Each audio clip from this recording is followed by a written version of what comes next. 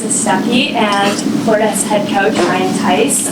We're going to address questions to Alexis first, just so she can go and warm up. So then any questions for head coach? Does it feel like we're ready for this? Did preseason go super quick, or are you ready to finally play somebody else? I am definitely excited to play somebody else. I feel like as a group, we've done a really good job this preseason, working really hard, so I definitely feel like we're ready for a challenge, and we're definitely ready to play someone outside of our own team. What is the challenge of this weekend, just playing top-tier, incredible opponents right out of the gate? I mean, you definitely said it. These are some incredible teams that we're about to play, and we're definitely a newer roster that's coming together right now, so I think it's super exciting just to see how we can piece it together and go against these really, really good teams. What are you looking forward to most about the atmosphere and what it will be like to play in this building? I'm super excited. I hear it's supposed to be huge, so obviously that's going to be incredible. I'm excited. This is going to be great for volleyball, and selfishly I'm very excited because this is very close to my family, so I'm excited to see my family. Is that all for Alexis? Okay, thank you. Thank you, guys.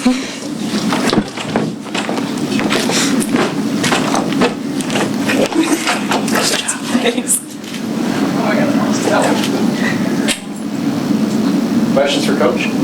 What excites you most about being here for AVCA First Serve? To kick off the new year, I think just in terms of the stages of planning and things that we witnessed, on Zoom calls and throughout to get here, it's very clear that the AVCA has done a really good job of putting together an amazing event, and it's great to be a part of it. How have things come together for you in your first off-season as you're heading into this season? I think the foreign tour we were able to do really, turned a corner for us. I think that first spring was all about building trust and establishing relationships and some coaching styles and player relationships, and flipping gears from that into, okay, transfer portal ended. This is the group we have coming back for next year to start this event.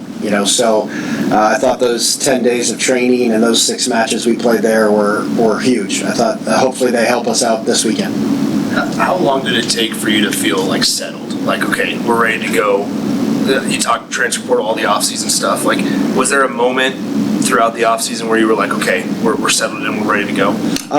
Right before we left for the trip was, okay, we've trained, okay, we have our team, let's go play somebody else. And from there it was, the chaos that is our calendar now of, from foreign tour to volleyball camp season to recruiting season to nationals to June 15th calls. That part we've put on ourselves as coaches. So that part really never allows much settling. But in terms of the team, I felt like right before we left for Europe. How much work have you put into Pitt or Stanford, or have you just focused on yourself and let's go see what we do?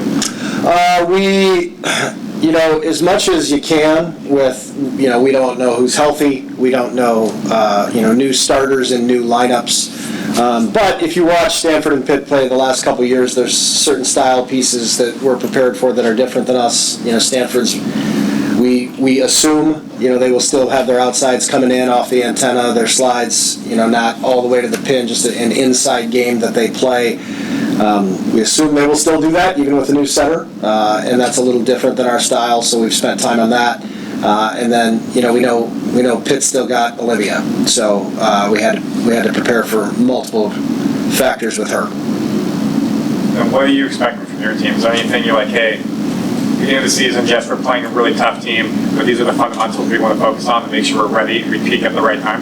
Yeah, I think this group can pass. I think if we can stay, if you pass well, history tells me on opening weekends, if you can play low error, you've got a chance to win. If you can pass well, you got a chance for games to be close. And so we'll hopefully pass really well both nights. We got to see what this arena like. We got to see what our opponents are going to serve. But if we can pass, I don't know if we're a great serving team yet. That's probably going to take 8 to 10 matches to know, what's your ace to error ratio, things like that. But if we can pass it, then I think we can touch some balls on the block. I think we're pretty physical above the net. And if we can just slow some attackers down and get some touches, I think it'll allow us chances to score in transition. Anything else? All right. Thank you all. Have a good weekend. Oh, sorry, I mean, where did This one was already set, or I believe it was more of a, do you still want to go do this because you're slated to do it? And we wanted the challenge, so I believe I maybe gave some type of final okay. Did you thank Mary for opening up the season with this caliber? Always. Listen, I've been thanking Mary for 6 months. No, she was on a ESPN interview yesterday, so I got to see her there. She's come by practice once or twice. Just, we want to normalize her being around our team. She's so much of Florida volleyball.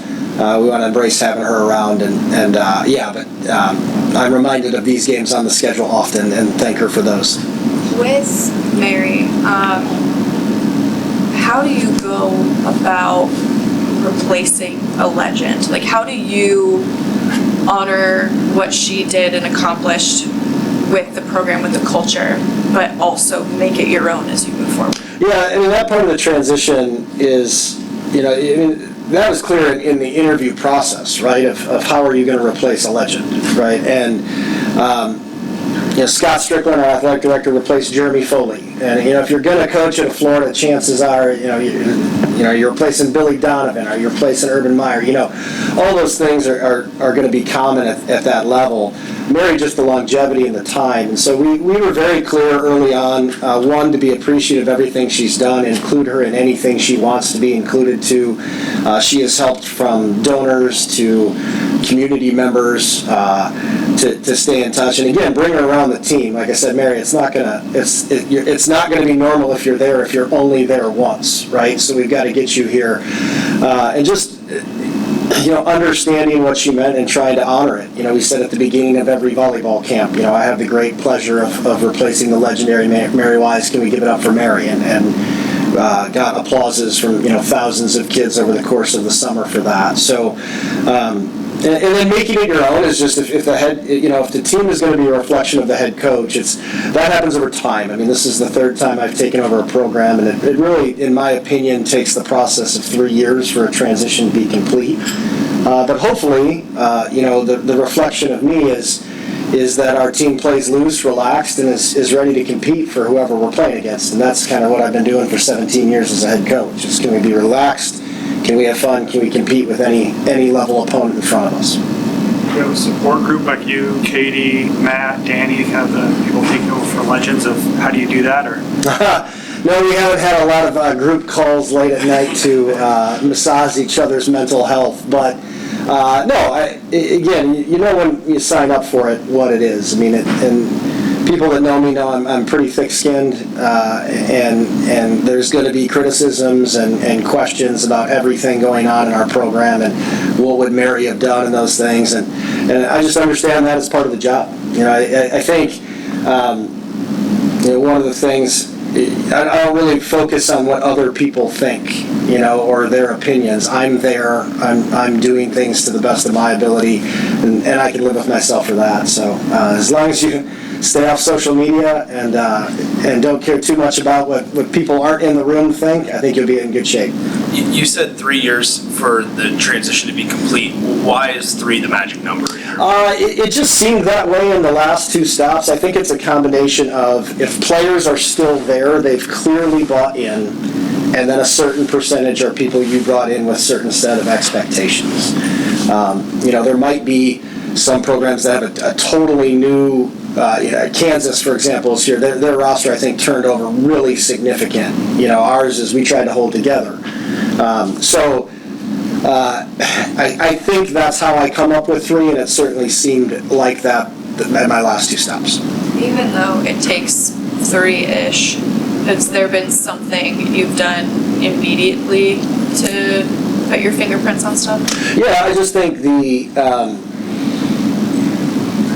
I can't speak for everything that's happened before, but I think we have some players who are enjoying options both offensively and defensively, and ways things are being described that hopefully help them be better players. And so I think a couple of players in particular are playing really free and really well right now, and I hope to think that, me being here since February has helped install that. For example, Alec Roth, I think, is going to have a terrific year this year, and I know she is working really hard to put herself in position to do that. All right, thanks everybody. Thank you, Coach. Thanks.